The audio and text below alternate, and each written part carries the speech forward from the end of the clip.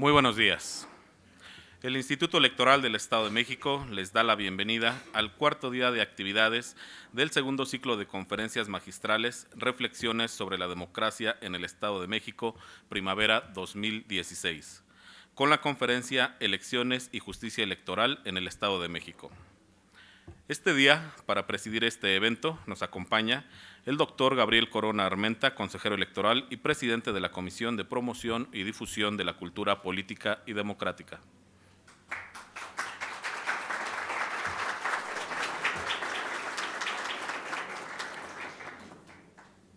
El maestro Saúl Mandujano Rubio, consejero electoral de este instituto.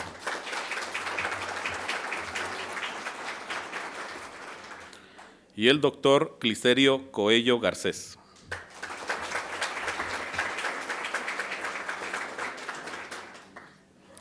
En este evento nos honra con su presencia el consejero presidente, el licenciado Pedro Zamudio Godínez.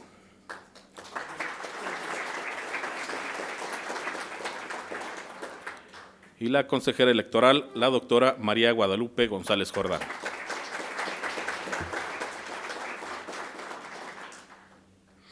Le damos la bienvenida a los representantes de los partidos políticos acreditados ante el Consejo General, directores, jefes de unidad, subdirectores, servidores públicos electorales y público interesado que hoy nos acompaña. Agradecemos nuevamente a quienes siguen el desarrollo de este ciclo de conferencias vía internet a través de la página www.iem.org.mx y les reiteramos que se encuentra a su disposición el correo electrónico reflexiones2016@iem.org.mx para que nos puedan hacer llegar sus preguntas o comentarios. A continuación, cedo el uso de la palabra al maestro Saúl Mandujano Rubio.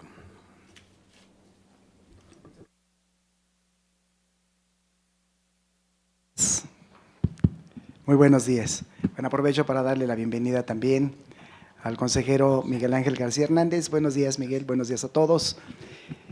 En este ciclo de conferencias que ha venido organizando la Comisión de Promoción de la Cultura Política y Democrática, nos toca hoy recibir al doctor Cliserio Coello Garcés. Cliserio es presidente de la Sala Regional Especializada del Tribunal Electoral del Poder Judicial de la Federación.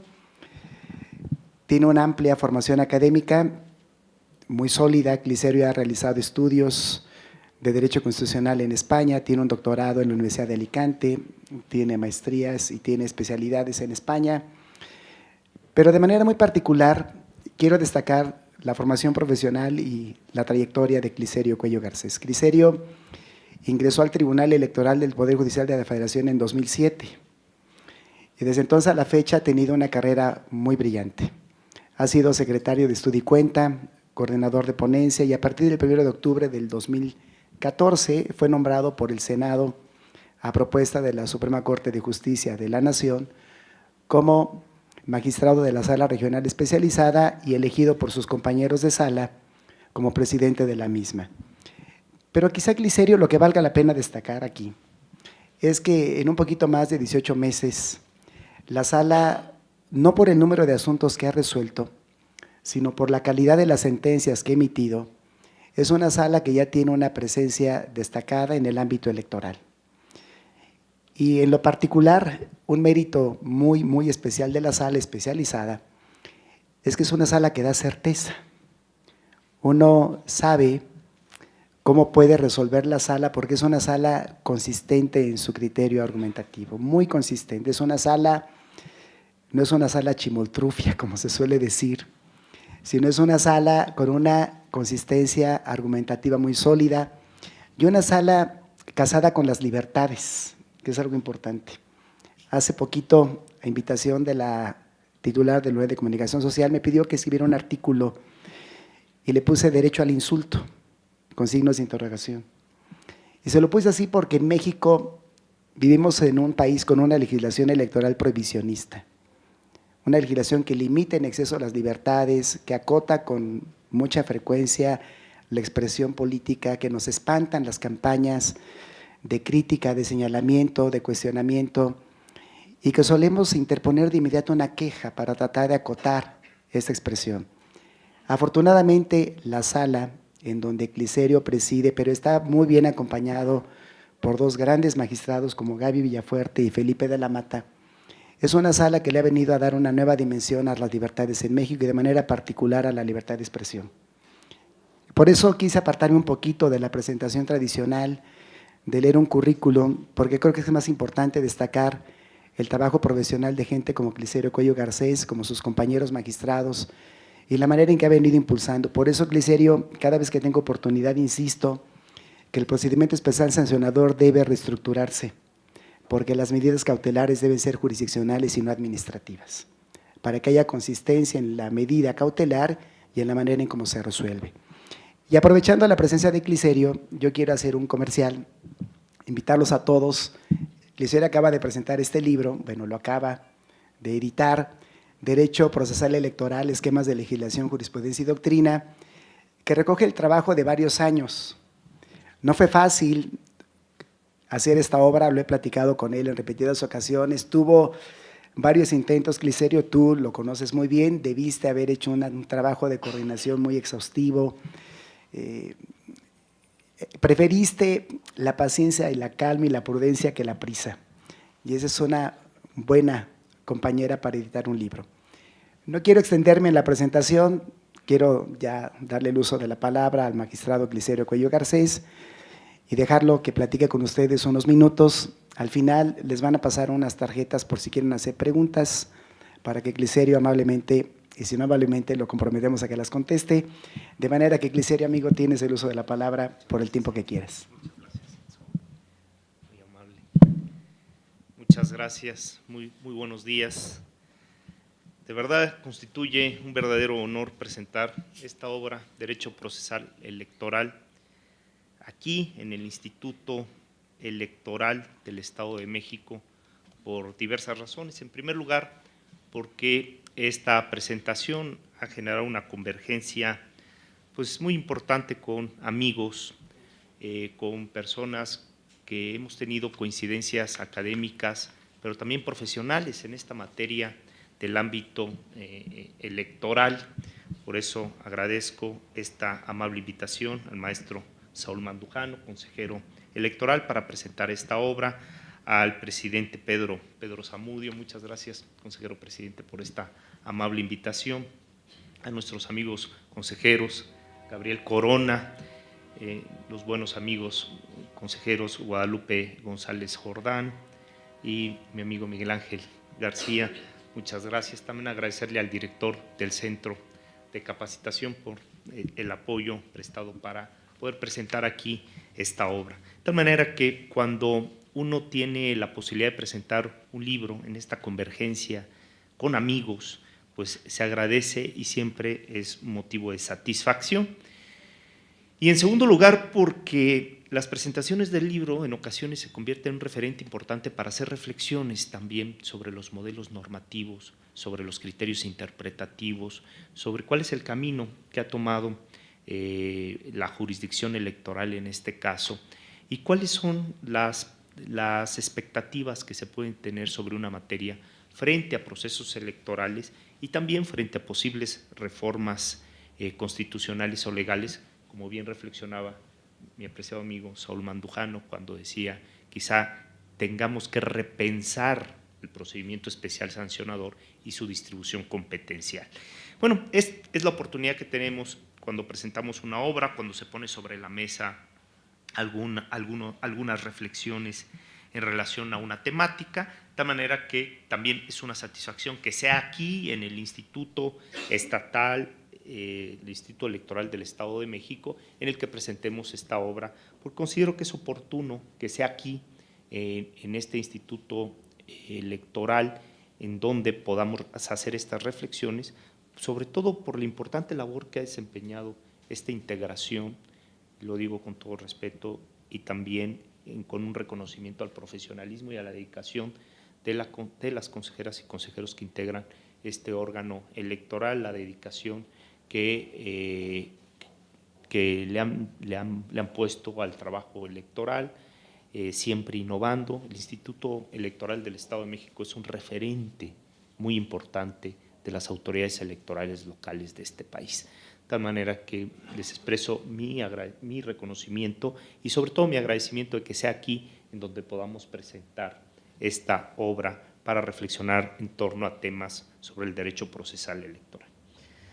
De tal manera que, evocando a Alejandro Dolina, que es un intelectual que se dedica a hacer análisis sobre los libros, la temática de los libros en general, y ha escrito algo sobre las presentaciones de los libros, qué función tiene la presentación de los libros. Alejandro Dolina dice que por lo regular la presentación de los libros también es un encuentro de amigos. Y yo creo que estamos en esta ocasión precisamente bajo esta perspectiva de Alejandro Dolina, de que estamos presentando una obra que, si bien es cierto, tiene una vertiente académica y práctica, también es un buen motivo para que sea un encuentro de amigos con ustedes aquí.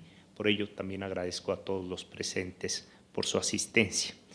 Y aquí quisiera detenerme un momento para hacer una reflexión sobre las presentaciones de los libros, en la primera parte, y luego entrar a analizar un poquito los aspectos de la obra. Hace unas semanas, y lo comentaba en la sala superior hace unos días, tuve la oportunidad también de hacer algunas reflexiones sobre estos temas. Hace unas semanas, en un evento organizado por la editorial Tirán Lo Blanche, que es la casa editorial que auspicia este trabajo, el derecho procesal electoral, y con quien además hemos venido trabajando con algunas publicaciones anteriores. En un evento académico de esta editorial, a partir de algunos comentarios que vertía en ese evento el doctor Ruy Pérez, que es miembro del Colegio Nacional, reflexionaba el doctor Ruy Pérez sobre el origen de las presentaciones de los libros y nos compartía cuáles podrían ser las visiones respecto al origen de este tipo de actos o de eventos como el que nos convoca el día de hoy. Y se hacía una reflexión sobre cuándo fue el momento en el que a los autores se les ocurrió hacer un evento de esta naturaleza para presentar una obra, ¿no? Para presentar una obra en sociedad, como se dice con las presentaciones de las quinceañeras, ¿no?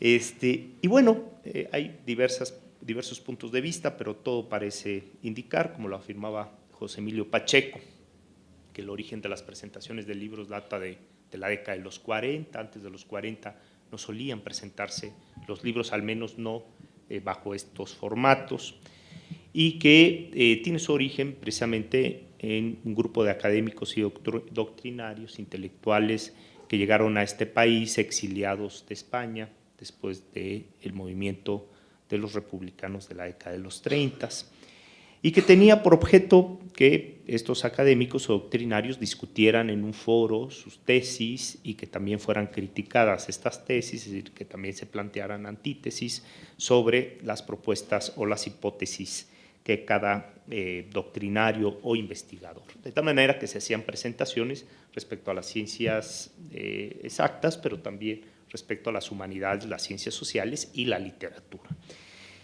Carlos Monsiváis también coincide en que las presentaciones del libro surgen en la década de los 40, pero él dice que su origen no es de carácter científico ni de las ciencias sociales o jurídicas, sino que tiene su origen en las tertulias poéticas, ¿no?, de una literatura específica que es el género de la poesía.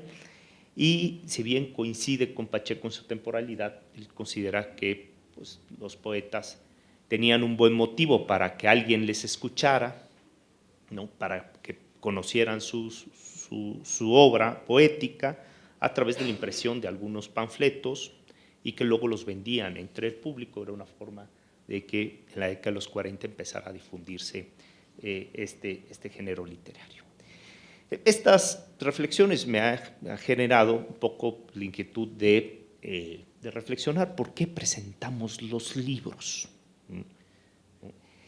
Y si entendemos que el verbo presentar viene del presentare, que es poner de frente o poner adelante, que es poner delante algo o alguien frente a otras personas, pues tiene por objeto difundir lo que se ha establecido en esa obra, que puede ser una obra literaria, pero en este caso una obra de compilación de doctrina, legislación y jurisprudencia a partir de elementos didácticos para la utilidad práctica desde esta perspectiva del libro que hoy presentamos, desde una visión forense o práctica del derecho procesal electoral.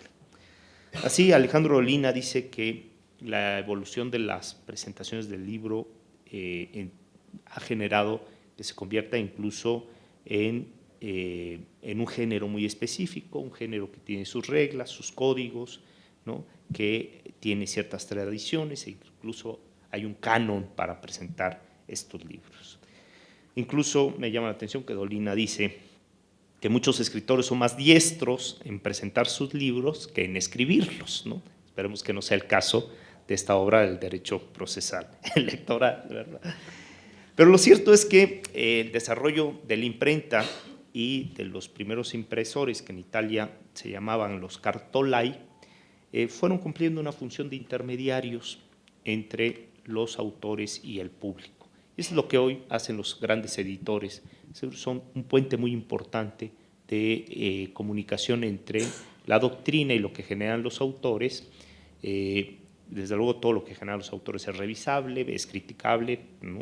De eso se trata, poner sobre la mesa el debate algo, para que sea objeto de escrutinio, de debate, de discusión, pero estos proyectos editoriales cumplen esta función de conectar a los autores con el público, con los interesados en determinadas materias, y que a partir de ahí se puedan generar elementos de discusión. También es verdad que estas obras de lectura, por ejemplo, en todo el siglo XIX y principios del siglo XX, la lectura no era un acto individual o íntimo, sino era un acto colectivo. Eso también pues, es una realidad. Por eso las clases se les llama lections, que viene de lecciones, porque se hacían lecturas en voz alta, lecturas grupales, de tal manera que también en las clases se hacían presentaciones de libros, de alguna manera, porque se leían estos libros de manera grupal. Es decir, ahora entendemos la lectura del libro como un acto individual, íntimo, en el que nos permite al lector frente a su libro hacer una serie de reflexiones en lo individual, pero hemos tenido, creo, pocas oportunidades de generar discusiones colectivas sobre una obra, y las presentaciones del libro creo que están cumpliendo de alguna manera con este elemento. Es decir, si ya no tenemos este tipo de reflexiones colectivas respecto a determinados temas, las presentaciones de libros es una buena oportunidad para poner algo sobre la mesa y que podamos generar una interacción, como es el formato de este evento en el que los aquí presentes haremos algunas reflexiones y tendremos oportunidad de escuchar algunos comentarios de parte de ustedes.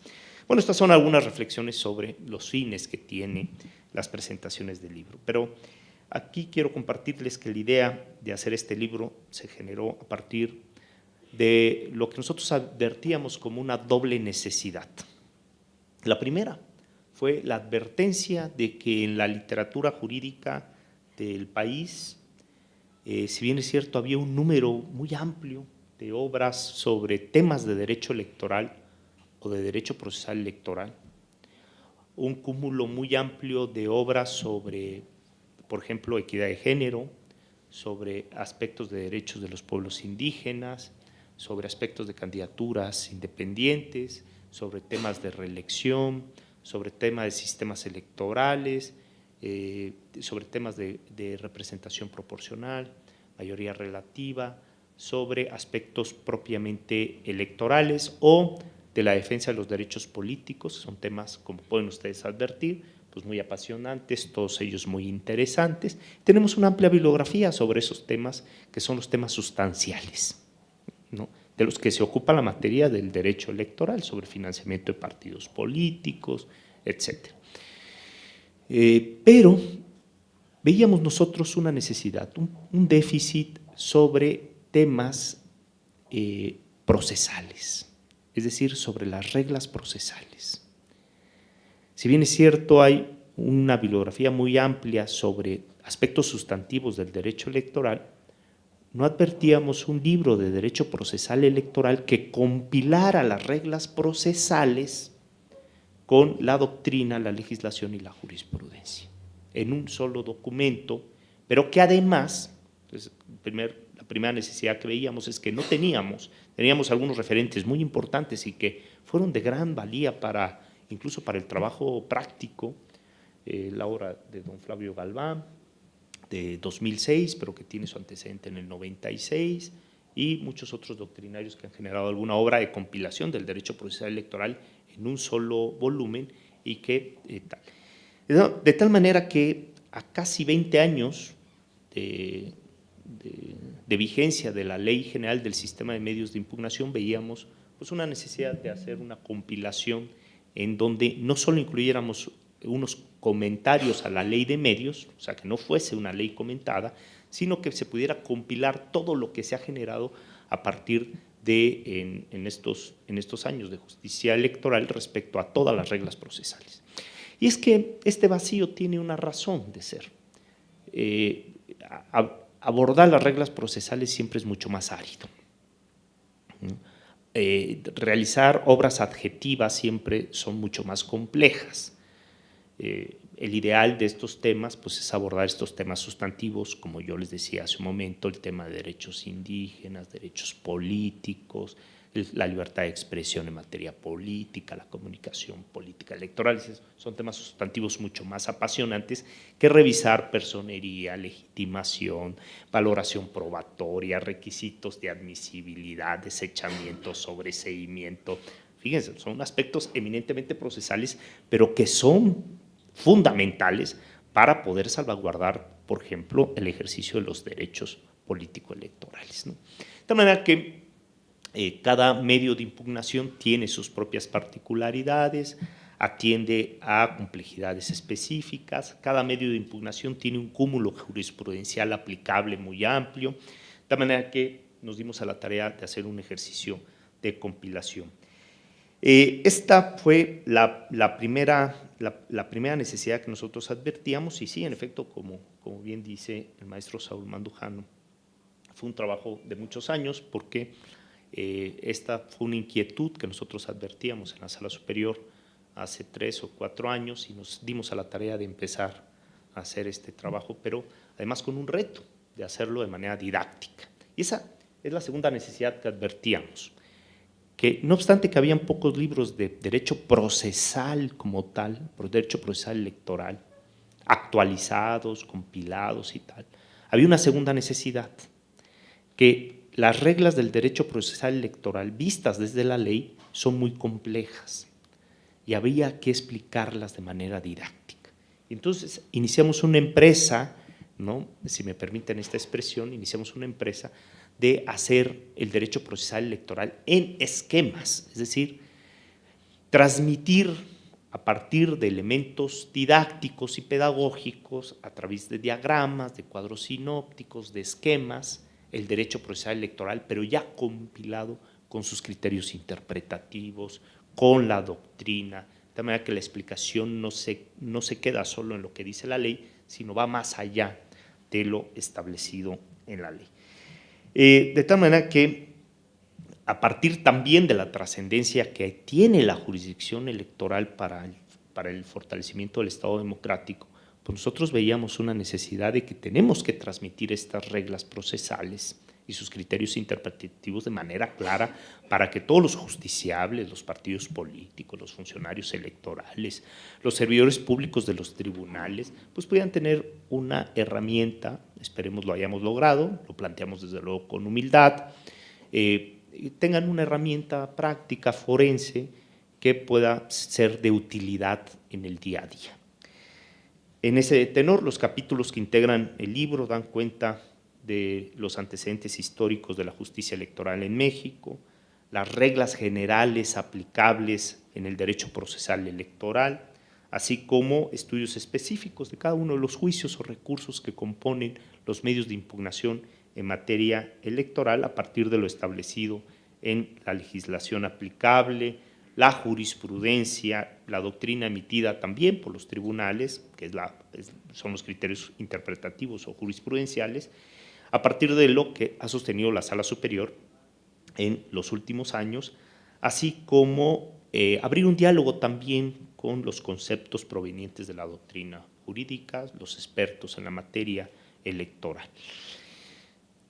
Y esta empresa que iniciamos hace casi 4 años, nos llevó alrededor de 3 años irla concretando, porque también hay cargas laborales en el Tribunal Electoral, y luego hubieron varios acontecimientos importantes que nos hizo actualizar este proyecto, como es el caso de la reforma de 2014, en el que se creó un procedimiento especial sancionador cuya resolución ahora recae en un órgano de carácter jurisdiccional, como es el caso de la Sala Especializada, que tengo el honor de presidir. Y nosotros reflexionábamos si habría que incluir el procedimiento especial sancionador en un libro de derecho procesal electoral que tiene por objeto analizar principalmente los medios de impugnación. Y llegamos a la conclusión que era necesario incorporar un capítulo dedicado al procedimiento especial sancionador, en primer lugar porque se había transferido esta facultad resolutora a un tribunal electoral. De manera que hablar de las reglas procesales del tribunal electoral no podríamos omitir la fase de resolución del procedimiento especial sancionador. Pero no podríamos entender el procedimiento especial sancionador solo en su fase de resolución, sino era importante analizarlo en su conjunto también desde la perspectiva de la sede administrativa, es decir, el procedimiento en su conjunto.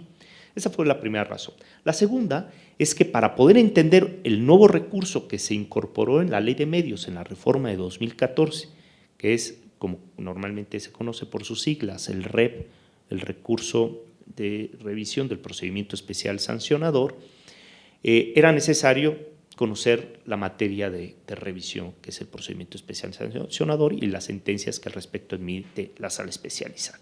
Pero hubo una tercera razón de por qué incluir el procedimiento especial sancionador, porque es un modelo competencial novedoso, que tenemos que seguir revisándolo desde luego y reflexionar si las medidas cautelares deben seguir en sede administrativa o deben trasladarse a la sede jurisdiccional, como sucede con todas las decisiones incidentales o las suspensiones o las medidas precautorias, como sucede en el amparo. El juez que conoce la suspensión provisional también conoce de la resolución de fondo y en su caso la suspensión definitiva.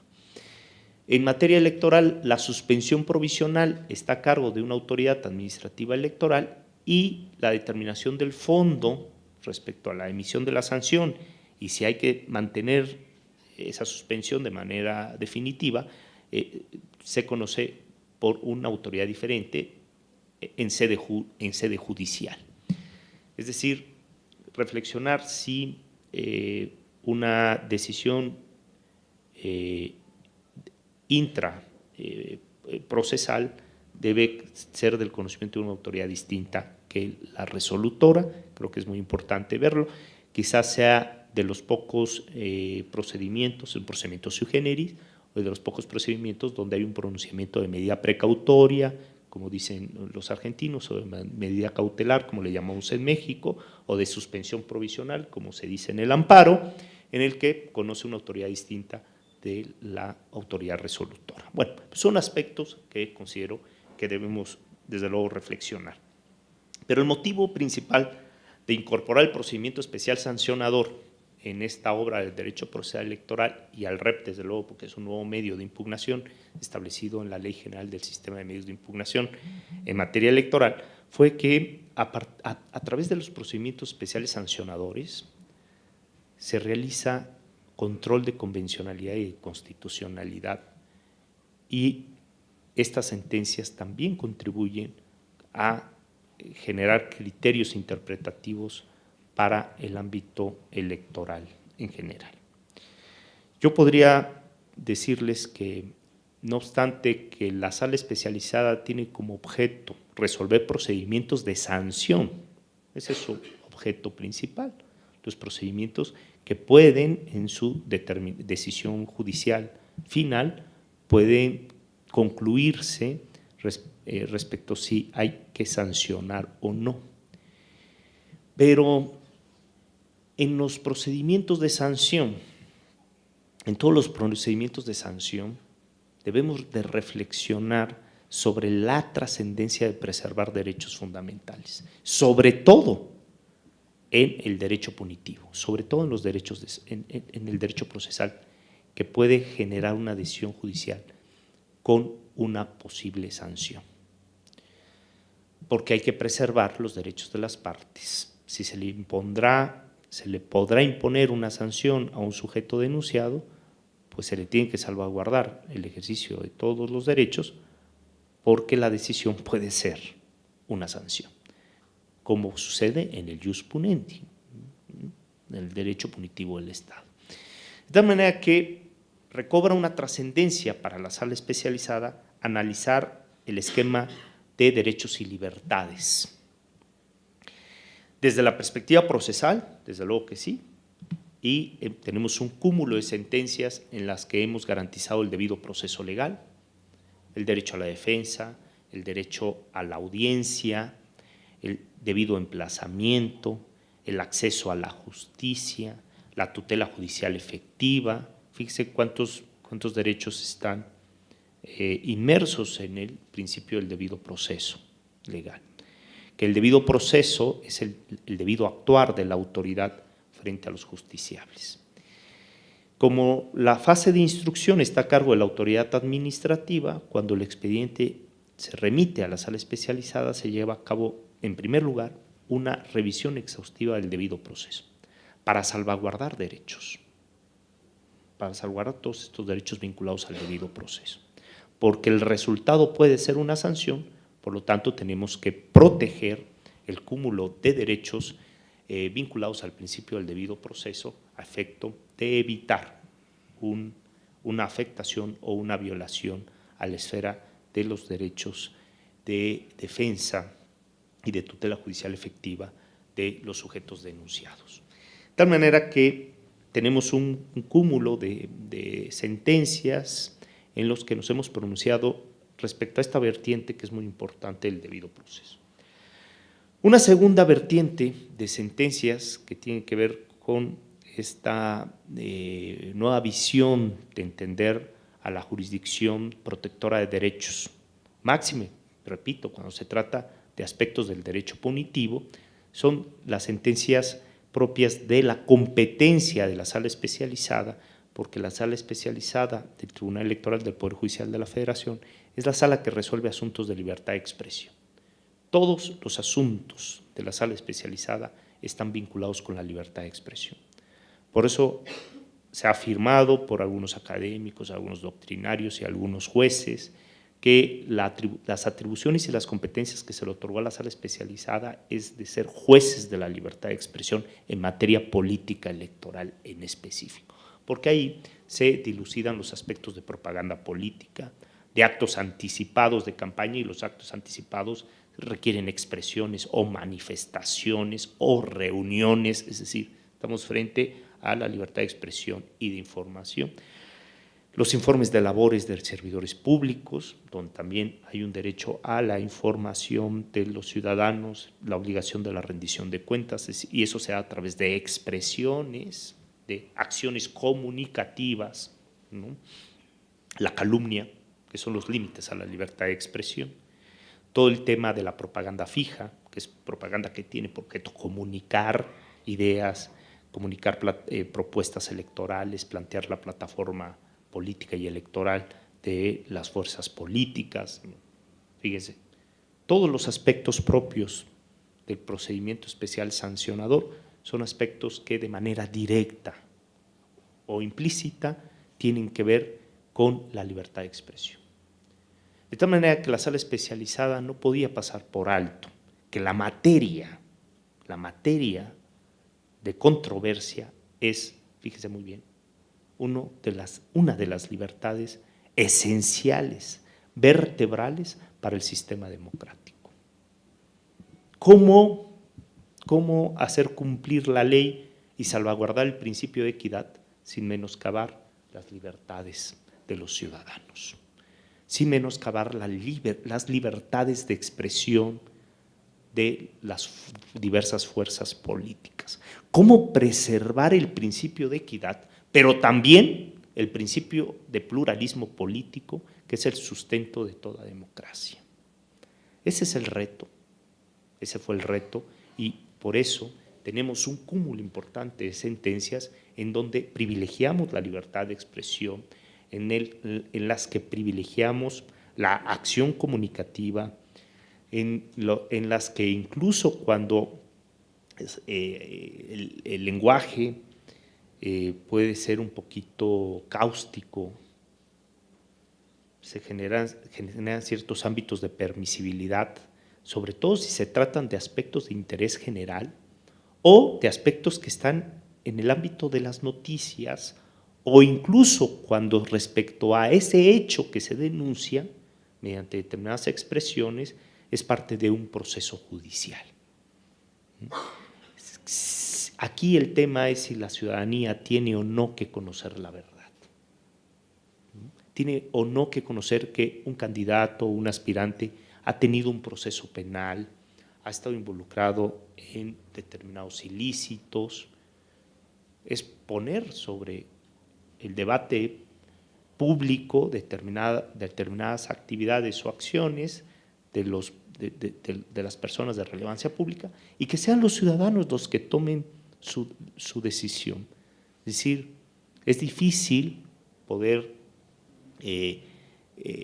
tratar de prohibir una serie de expresiones que son propias del debate político, máxime cuando han sido materia de hechos noticiosos o de aspectos que pueden corroborarse a partir de causas penales o de procedimientos administrativos.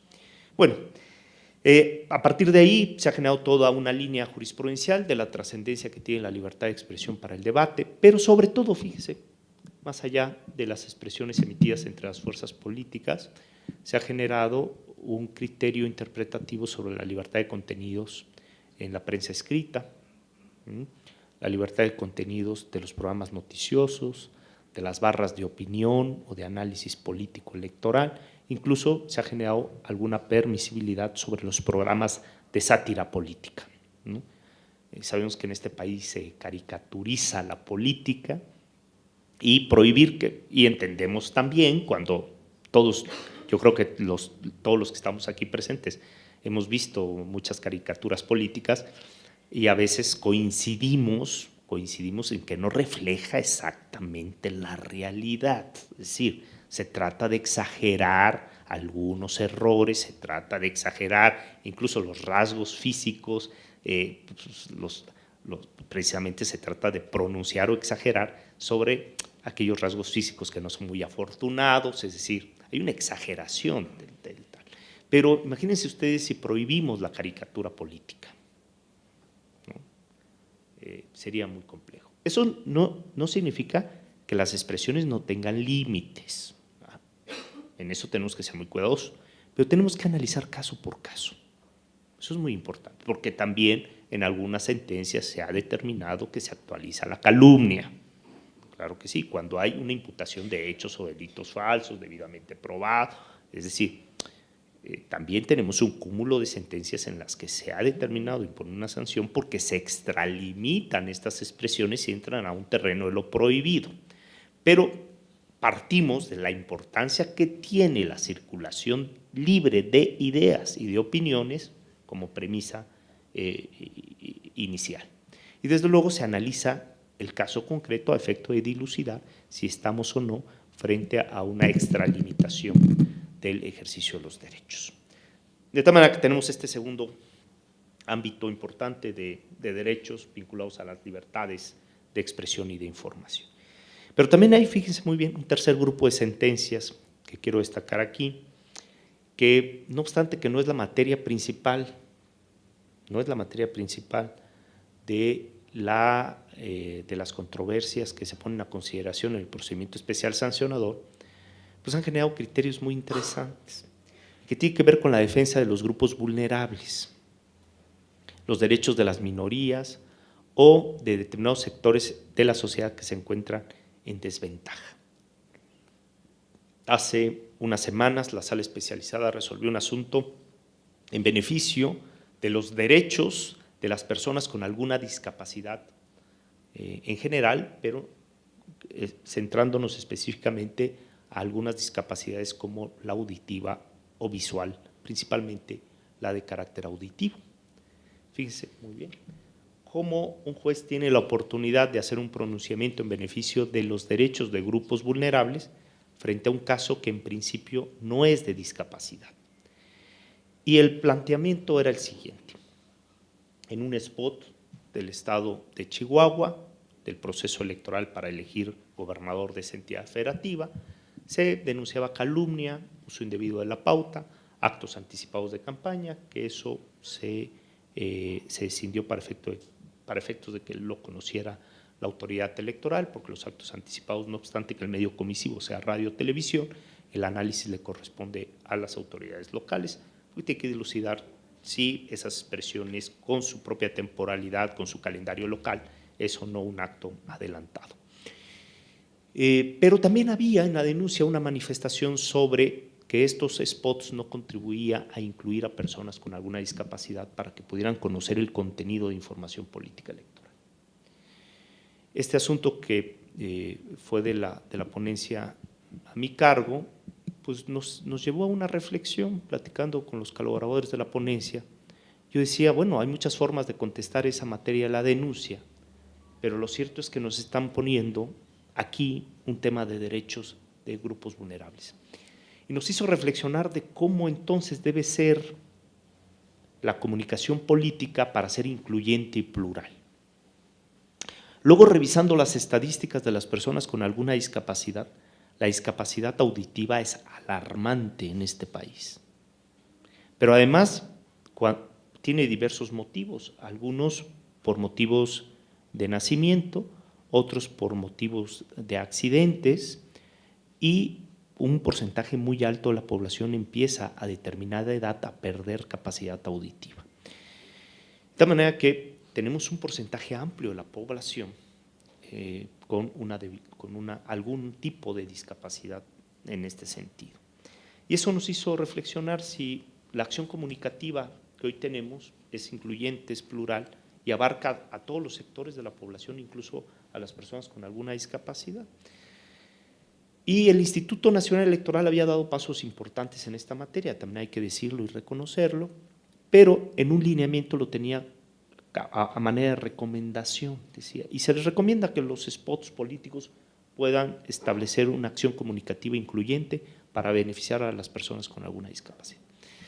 Nosotros hicimos un estudio a partir del derecho convencional, de la Convención de los Derechos de las Personas con alguna discapacidad, de la Organización de las Naciones Unidas, el Pacto de San José, es decir, un cúmulo de derechos en el ámbito convencional, y también de los derechos constitucionales, el principio de no discriminación y la importancia que tiene que los partidos políticos como órganos, fíjense, de interés público también respeten los derechos fundamentales.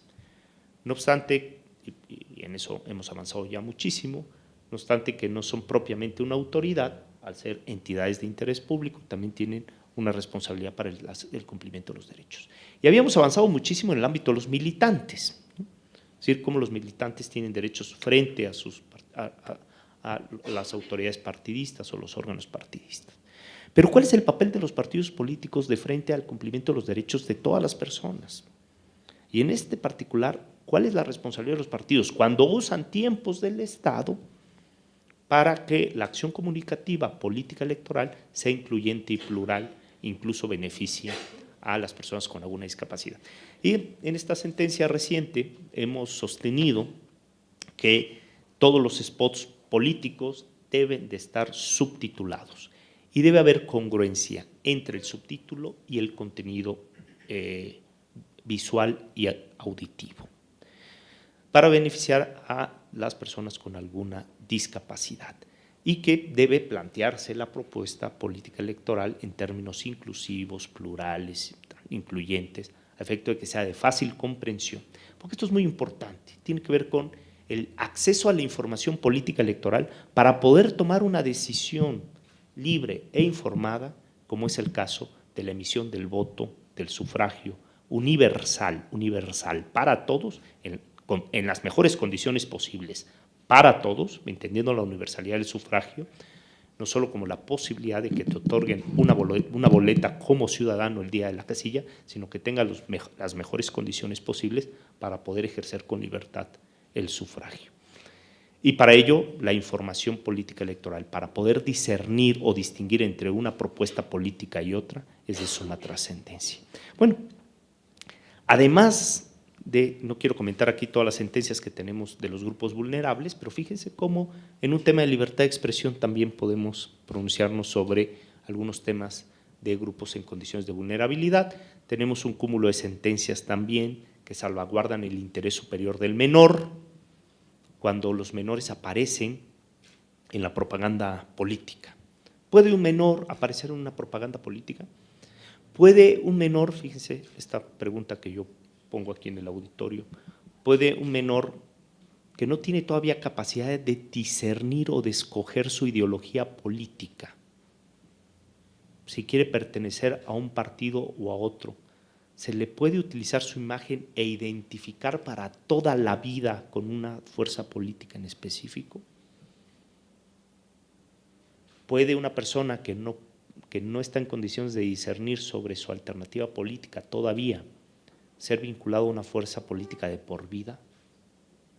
Bueno, son aspectos que hemos tenido oportunidad de dilucidar y nosotros hemos dicho que se necesita cumplir con una serie de parámetros, consentimiento de los padres, de las madres, de los tutores, si el niño está en edad de poder discernir sobre su consentimiento, que exista una posibilidad de que tenga esta alternativa de expresar su consentimiento si se encuentra ya en una edad posible para ello. ¿Por qué? Porque imagínense dentro de 20 o 30 años que un joven de 12 o de 14 años aparece en un comercial de un partido político con el que no comulga y que además es candidato de un partido contrario, pero que apareció sin su consentimiento bailando. Es decir, el spot no es denigrante o no atenta contra sus derechos por el contenido mismo, pero habría que ver si se le puede vincular o no ideológicamente. Fíjense cómo estamos reflexionando sobre muchos temas en el ámbito de los derechos.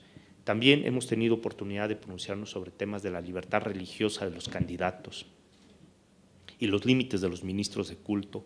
¿Puede un candidato ir a misa o no, en plena campaña? ¿O tiene que sacrificar su culto religioso, su ideología o su pensamiento religioso en determinados momentos de la vida pública?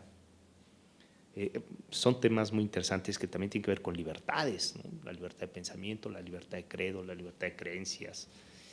Son temas muy complejos y sobre todos estos temas hemos tenido oportunidad de pronunciarnos. Y por eso digo que el procedimiento especial sancionador, además de la sanción, como se pueda ver el procedimiento que puede concluir en una sanción, también nos genera una serie de oportunidades para pronunciarnos sobre los derechos y las libertades del debido proceso, de la libertad de expresión e información, pero también sobre la participación de determinados grupos en el ámbito de la propaganda política electoral.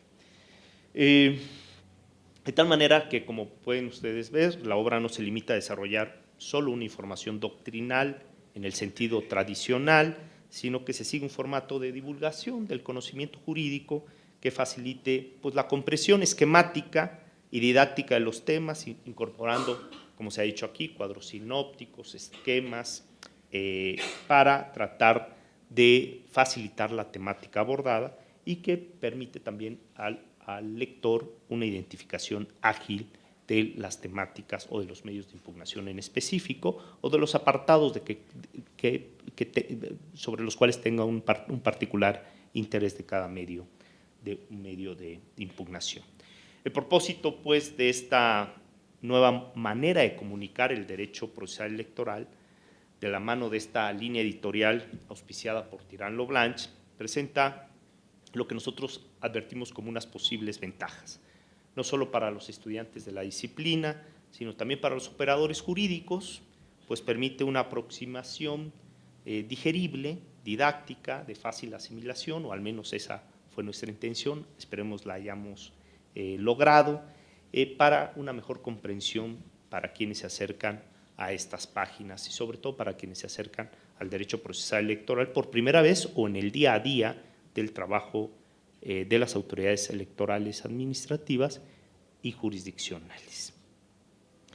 Esta opción metodológica y de comunicación del derecho también favorece además a un principio básico en la operación y aplicación del mismo, que es el principio de certeza jurídica.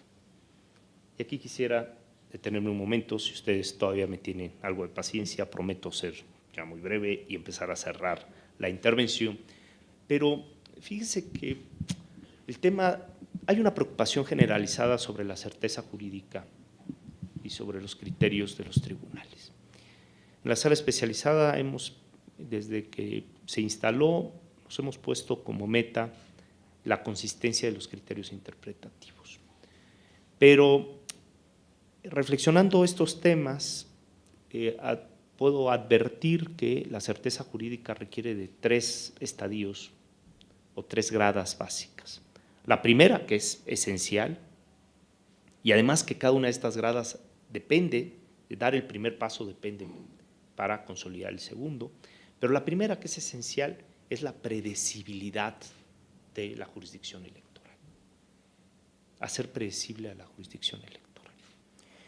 Porque esto es fundamental cuando se trata de un juego democrático. Imagínense ustedes llegar a un juego y no saber cuáles son, no tener claridad sobre las reglas, sobre lo que está prohibido o permitido.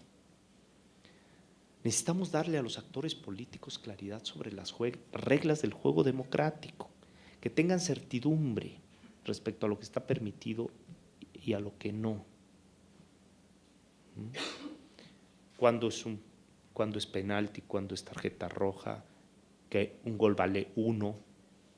Que no puede valer más de 1, ¿no? Es decir, ¿no? Bueno,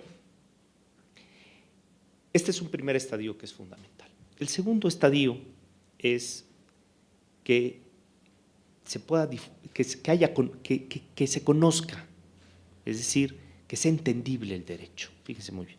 Este es un segundo elemento. Que se pueda entender el derecho. Y a ver, cualquiera del foro diría, bueno, sí, pero la claridad de las normas es un tramo que le corresponde al legislador. Yo le diría, pues sí, es verdad. La claridad de la norma es un reto de la técnica legislativa, propiamente dicha, en principio.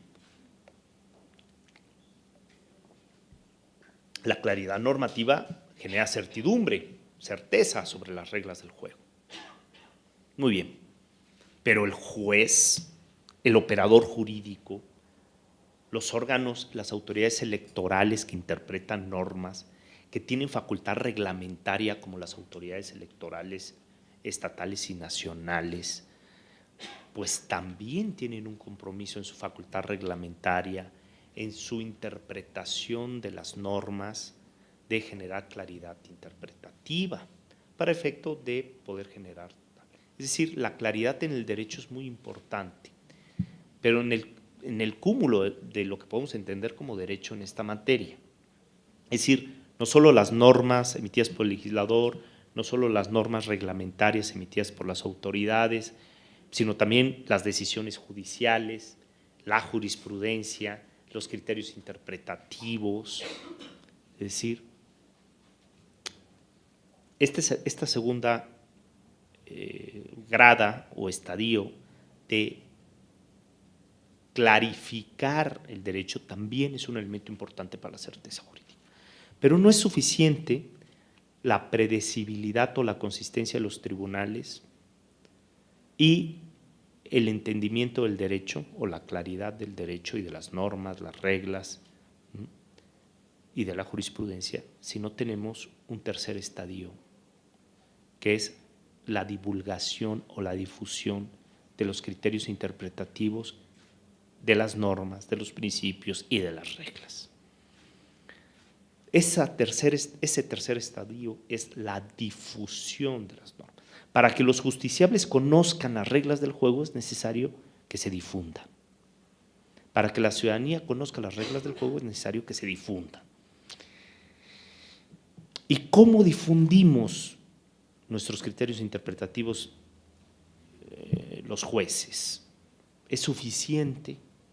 ¿Cómo difunden las normas, las autoridades que tienen facultad para emitir ya sea disposiciones normativas o reglamentarias?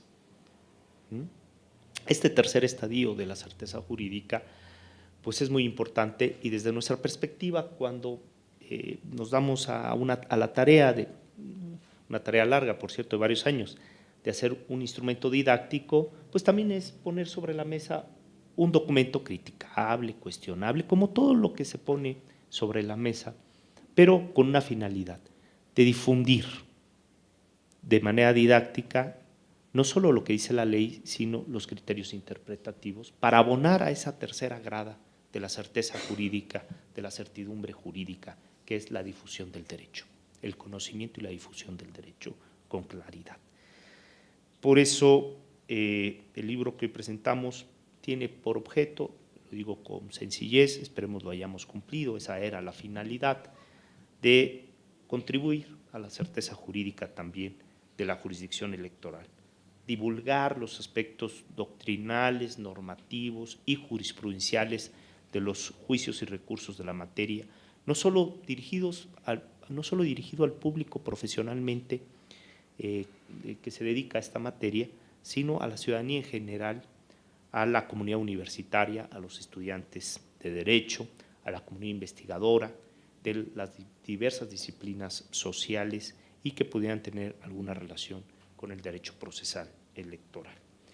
De tal manera que mi labor únicamente fue de coordinar esta obra, participo como autor en algunos capítulos también, pero yo diría que el mérito es de todos los autores, 12 autores, todos ellos secretarios de estudio y cuenta de la sala superior y de la sala especializada, que se integraron en el último momento para incorporar sobre todo aspectos de la reforma de 2014, pero el mérito que pudiera tener la obra es que quienes la hacen son los operadores jurídicos que día a día resuelven medios de impugnación.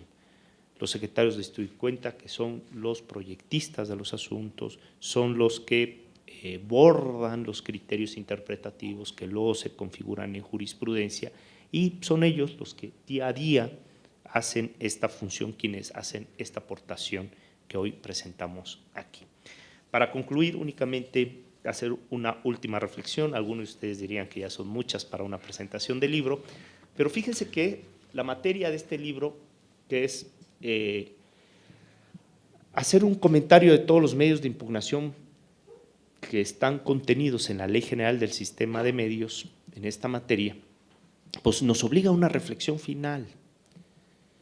En noviembre de este año se cumplen 20 años de la vigencia de la Ley General del Sistema de Medios. 20 años. Una ley que seguramente muchos de los que están aquí presentes la conocen, los estudiantes y desde luego los funcionarios electorales la conocen de sobra y seguramente la han leído muchas veces, pero porque además es una ley muy pequeña con muy pocos artículos. Que aquel que quiera conocer el derecho procesal electoral y lea solo la ley, difícilmente puede entender lo que hoy es el derecho procesal electoral. Necesita leer la ley y varios tomos de jurisprudencia y algunos autores sobre algunos medios de impugnación en específico para poder entender el derecho procesal electoral. De tal manera que hoy nuestra ley de medios y el esfuerzo que hemos hecho de algunos años de este libro es precisamente de compilación, porque la ley por sí misma no es suficiente para entender el derecho procesal electoral. Y también tendríamos que decir que hoy es una ley superada, que la ley de medios hoy requiere una reforma. No sé si de manera inmediata o mediata, pero en algún momento próximo, en los próximos años quizá, o en los próximos meses, pero sí considero que se requiere hacer una reflexión sobre la ley de medios, sobre todo adecuarla, fíjense muy bien, a los nuevos tiempos. Después de 20 años ya hay un cúmulo jurisprudencial que va llenando determinados vacíos que tiene las reglas procesales, hay un cúmulo jurisprudencial que va ampliando algunos criterios de procedencia, como es el recurso de reconsideración, que la ley le da únicamente 2 elementos de procedencia y hoy tenemos muchos otros más creados por la jurisprudencia. Es decir, en materia del juicio para la protección de los derechos políticos hay una serie de elementos que privilegian a grupos vulnerables, como el acceso a la justicia de los grupos indígenas, la importancia de privilegiar la paridad de género. Es decir, son muchos los temas que nos invitan a la reflexión y desde luego apuntar una necesaria reforma mediata quizá, porque también debemos entender que las reformas son complejas, llevan sus tiempos, requieren su propia madurez, sus ámbitos de discusión, de análisis y también de generar foros o interacción de diálogos para ello, pero de cualquier manera debemos decir que hoy la ley de medios requiere de una revisión porque la ley de medios por sí misma, como les decía hace un momento, difícilmente nos da claridad sobre esta materia. Muchas gracias por su atención. Después de todo, estoy convencido de que los libros son las mejores armas para la difusión del conocimiento, para alimentar también la cultura democrática, y en esto quisiera externar una felicitación al Instituto Electoral del Estado de México porque han invertido notablemente en esta tercera estadio de la certeza jurídica, que es la difusión.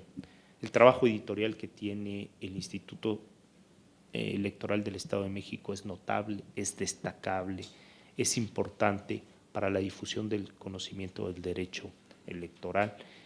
Y los libros siguen siendo una herramienta muy importante que da sustento a una sociedad debidamente informada, que incentive las mejores prácticas de gobierno, la calidad de las leyes y de las sentencias judiciales, que permita afrontar con éxito los retos que presenta la necesaria consolidación del Estado democrático de derecho.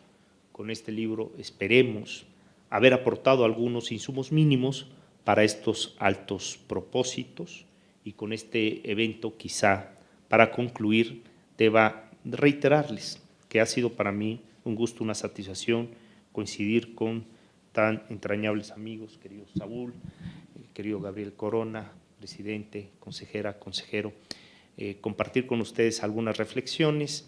Y yo creo que tiene razón Alejandro Dolina cuando dice que el origen de los libros está en un encuentro de amigos, porque así lo siento el día de hoy. Muchas gracias por su atención.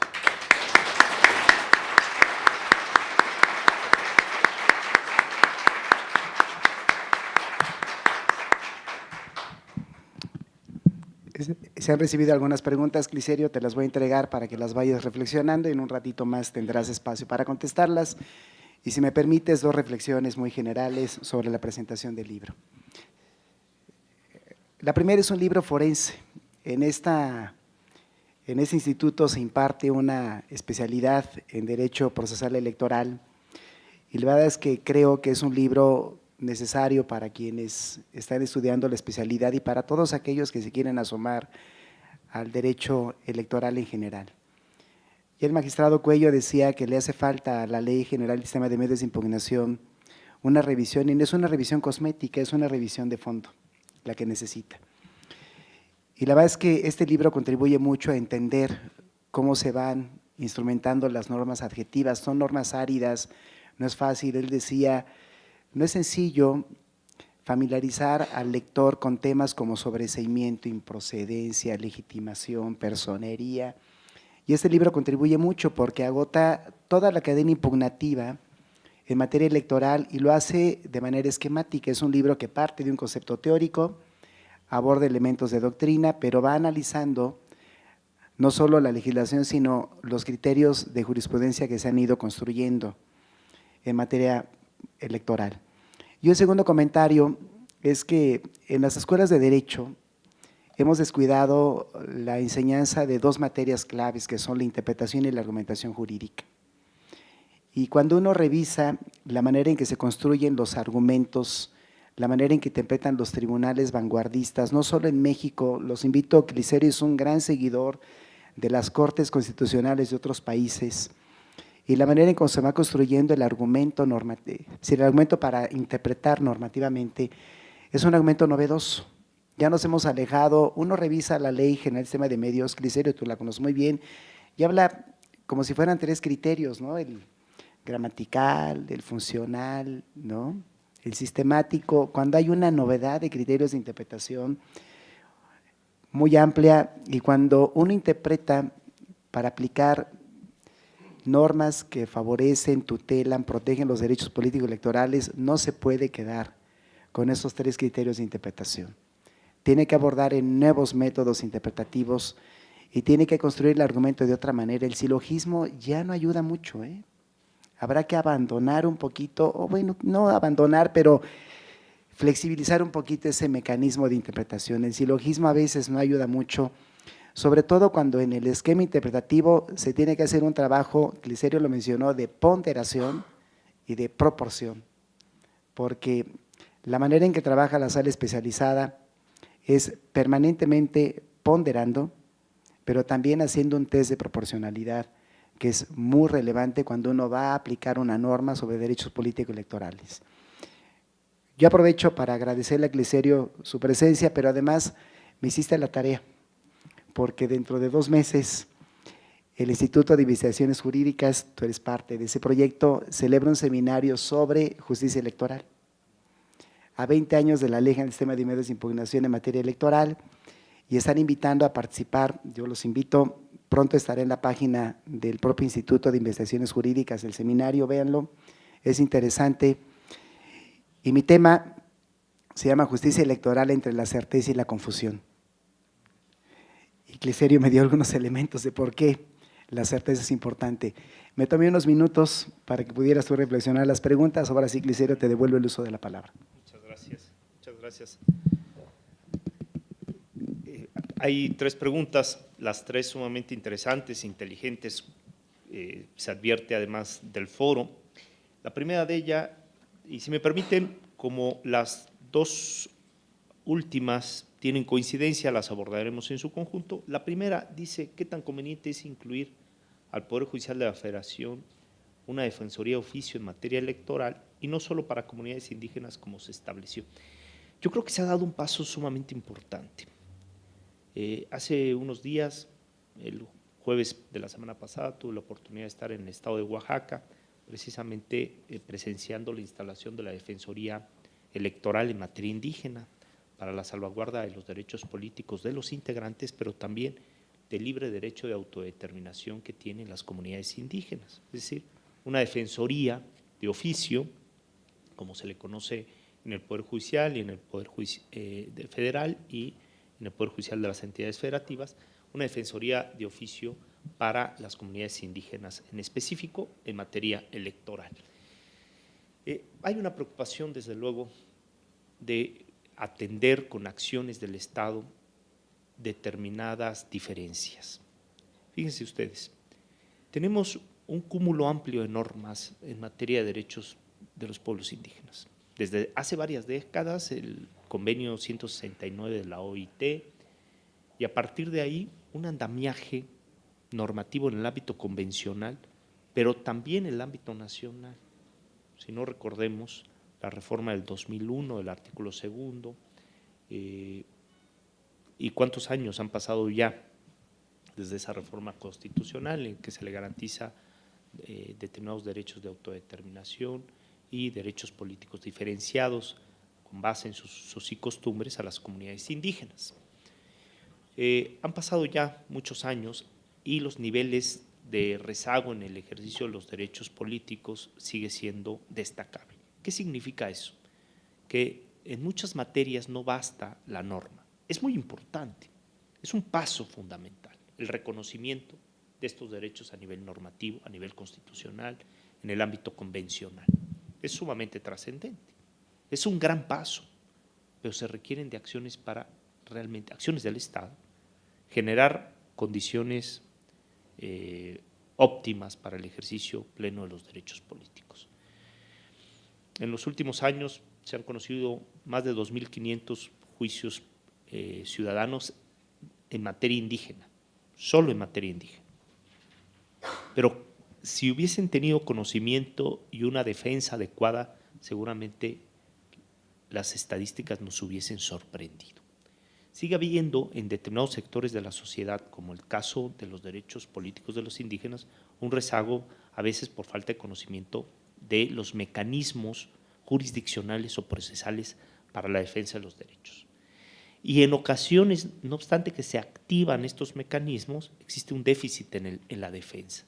Es decir, ahí había un vacío que el Tribunal Electoral, la Sala Superior, que es una iniciativa que yo celebro y por ello me permito en este foro, también como lo hicimos en el foro de Oaxaca la semana pasada, pues externar una felicitación al magistrado presidente de la Sala Superior, a la magistrada y magistrados que integran ese órgano jurisdiccional, porque esta es una gran medida, es una acción positiva que la jurisdicción electoral está tomando para beneficiar la eficacia en el ejercicio de los derechos políticos de las comunidades indígenas.